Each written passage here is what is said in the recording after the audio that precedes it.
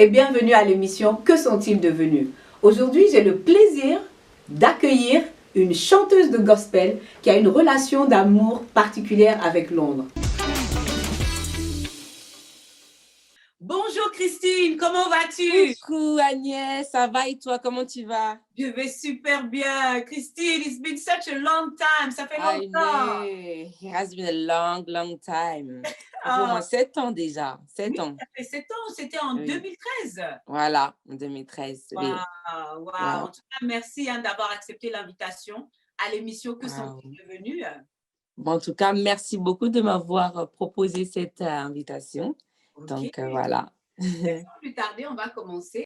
Voilà. Christine, est-ce que tu pourrais t'introduire, s'il te plaît, à notre audience? Oui. Donc, moi, c'est Christine Kanga. J'ai 27 ans. J'habite à Londres et je suis superviseure dans un hôtel qui s'appelle Travelodge à Londres. Donc, du coup, ça fait 6 ans que, non, 5 ans que j'habite ici.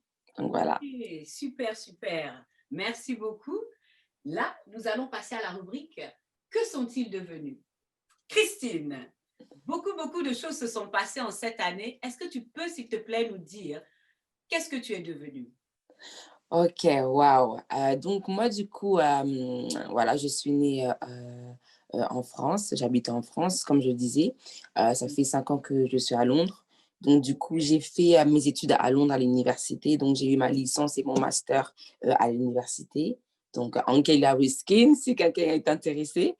Et donc, du coup, après, ce qui s'est passé, j'ai travaillé dans un hôtel. Donc, là, je travaille en tant que superviseur dans un hôtel à Travelodge. Et en même temps, je fais aussi une formation afin de devenir manager, en fait, dans cette entreprise. Dans cette Donc, entreprise? voilà. Donc, dès ton stage, tu es reparti en France ou tu es resté en Angleterre? Non, en fait, qu'est-ce qui s'est passé? Après 2013, Mhm. j'ai fait mon stage avec MPA Coaching et je suis retournée en France pour avoir mon BTS parce que j'étais venue en fait à MPA Coaching dans le cadre de mon BTS. Donc, du coup, je suis repartie en France. J'ai eu mon BTS, mais juste après mon BTS, je suis revenue à Londres pour faire en fait une licence. En Ok. fait. Et après, j'ai fait aussi un master aussi à Londres. Et donc, du coup, et après, j'ai été embauchée dans cette entreprise-là en tant que supervisor. Et donc, du coup, là, maintenant, je fais aussi ce stage, en fait, pour devenir manager dans l'entreprise. Voilà, Wow. cet Donc, hôtel. depuis ton retour, donc Londres a été vraiment l'endroit où... Mais comment tu as pu avoir le courage, parce que les cours étaient en anglais? Bah déjà, ok, parce que là, j'ai vraiment expliqué vraiment très rapidement parce que ça s'est passé vraiment très progressivement parce que du coup, quand je suis venue après le BTS, j'ai fait une école d'anglais pendant 1 an. Ok. Donc, du coup, je devais vraiment, en fait, améliorer mon anglais parce que l'anglais que j'avais, c'était pas un anglais courant, c'était plus un anglais où je connaissais des bases. Mais pour aller à l'université, tu dois avoir un certain niveau d'anglais. Et surtout, comme je sais pas si tu connais ce programme IELTS, quand Oui. tu vas à l'université, il faut que tu passes cet examen IELTS. Et en gros, si tu n'as pas cet examen d'anglais, tu peux pas, en fait, aller à l'université. Donc, du coup, j'ai dû, en fait, faire une école d'anglais pendant 1 an. J'ai fait cette école d'anglais et après, j'ai obtenu ce diplôme de IELTS et après, je suis partie à l'université. Donc, j'ai fait ma licence et après, j'ai fait mon master. Donc, c'est pas quelque chose qui est arrivé comme ça. Ça a pris du temps, surtout Oui. d'apprendre une langue et surtout d'étudier en anglais. C'était pas facile parce que moi, je suis née en France, j'ai toujours parlé français et là, maintenant, tous les cours sont en anglais. Donc, c'est pas quelque chose qui est arrivé comme ça. Ça a pris du temps, j'ai beaucoup travaillé et il y a des personnes aussi qui m'ont aidée. C'est-à-dire que même si je faisais les cours d'anglais, j'avais aussi des mentors aussi qui étaient là pour m'aider aussi par rapport à l'anglais. Donc, ça a été vraiment un grand processus, en fait. C'est pas quelque chose voilà, qui est arrivé seulement comme ça du jour au lendemain. Wow. Donc, ça a été vraiment un travail d'équipe, mais beaucoup aussi de Oui, volonté, de détermination oui, de ta part. oui. Oui, oui, oui, oui. Et MPA, bien OK. sûr, je suis sûre, a dû jouer un rôle assez important puisque durant ton stage, tu manageais aussi des personnes, Oui. différents départements. Comment cela a pu aussi être en symbiose avec ce que tu fais actuellement? Oui, oui, parce qu'en fait, après, comme je dis, je crois que ça fait vraiment partie aussi de ma destinée parce que même quand j'étais à MPA Coaching, Mm. voilà, je m'occupais du pôle des au pair et familles d'accueil. Ça veut dire que j'appelais les familles d'accueil. j'appelais les familles d'accueil, je leur demandais s'ils avaient besoin de stagiaires. J'appelais aussi les filles au pair qui étaient dans des familles, je leur demandais comment ils allaient. Donc, j'avais déjà ce côté relationnel avec les gens. Et c'était comme tu le disais, c'était comme si je manageais aussi. Et je Oui, crois que c'est comme si, en fait, en gros aussi, le fait d'être passé à MPA Coaching, ça m'a aussi préparé à cette saison dans laquelle je suis actuellement, parce que je suis vraiment beaucoup dans le relationnel. Surtout quand tu es superviseur, c'est pas que par rapport aussi aux employés, mais c'est aussi par rapport aussi aux personnes, aux clients qui viennent dans l'hôtel. C'est-à-dire que moi, pour moi, c'est vrai, MPA Coaching, ça a été aussi pour moi comme, on va dire, un tremplin aussi. oui, Tu oui, vois, un tremplin pour moi. C'est comme si, en fait, tout était déjà écrit, que oui, j'allais être quelqu'un qui allait dans le relationnel avec les personnes. Et donc, du coup, voilà, c'est vraiment, c'est c'est ça. vraiment quelque chose, ouais. Oh, je suis super contente vraiment de voir comment une expérience, un stage en entreprise peut Oui, propulser un étudiant de 18 ans, l'âge que tu avais quand tu es venu, oui, aujourd'hui vivre en Angleterre et mmh, prétendre à des postes quand même de direction. oui, Oui. Donc là, nous allons passer à la rubrique. Merci en tout cas hein, pour tout cela, Christine. C'est vraiment encourageant pour nous, waouh, mais aussi pour moi-même. voilà, Merci de ce waouh. témoignage. Et maintenant, nous allons passer à la rubrique l'anecdote. Christine, dans cette vie que tu as passée en Angleterre depuis 2013, est-ce que tu peux nous dire, nous donner une anecdote que tu as eue durant ton temps, ton stage en Angleterre? Waouh, une anecdote durant mon stage. Heu, Que ce soit avec OK, ta durant famille, mon stage à l'entreprise. MPA, ce que je Oui, pourrais dire, oui, je pourrais, je sais que tu la connais l'anecdote déjà. ok, Je me dis-moi. rappelle parce que, voilà, donc moi aussi je chante aussi, donc voilà, je suis une chanteuse, pas seulement je chante, des chants gospel et je me rappelle durant le stage à MPA, j'avais chanté, dans le bus. On partait en fait, sur Piccadilly, je crois, je me rappelle. On partait sur Piccadilly et c'était le soir, on partait et on était dans le bus et j'ai commencé à chanter. J'ai chanté en fait des chants gospel et il y a quelqu'un, je sais même pas, il sortait de où? Je crois qu'on était en haut et la personne était en bas et il entendait ma voix d'en bas. Il a dit: «Oh mon Dieu, tu chantes tellement bien» et il est venu et il m'a donné de l'argent en fait. J'étais choquée, je me suis dit: «Mais qu'est-ce qui se passe?» Parce que souvent en France, on ne voit pas des choses comme ça. Il m'a dit: «Oh non, ta voix, elle est tellement belle» et il m'a donné, 10 pounds, je ne sais pas si c'était ça et donc du coup, ça m'avait vraiment choquée parce que je me disais: «Oh mais comment ça se fait que» en plus, je crois, je chantais en français en plus. Oui, C'était même pas en anglais, donc il ne comprenait même pas la langue. Il ne comprenait peut-être pas ce que je disais, mais ça oui. l'avait tellement touché que, il m'a donné cet argent-là et je crois que c'est quelque chose que je m'en souviendrai toujours en fait. Ça m'avait vraiment marqué, ça avait aussi marqué aussi les personnes qui étaient avec moi, les stagiaires et tout. Donc, waouh. Mais je me rappelle vraiment de ce jour aussi. Amit, c'était vraiment out of this world, comme on dit. C'était quelque chose, on n'aurait jamais. Parce qu'elle fredonnait toujours au bureau. Et là, Ouais. les élèves, enfin, les étudiants avec lesquels on faisait le stage, ils ont demandé: Ah, chante, chante, chante. Et elle s'est levée. Et ça a eu encore un effet mieux que ce qu'on aurait pu penser. Donc, c'était Waouh. peut-être le début de sa carrière et tout, avec les milliers de pounds qui vont suivre après. Yes. En tout cas, merci Christine de nous avoir partagé cette anecdote à Oui. Londres.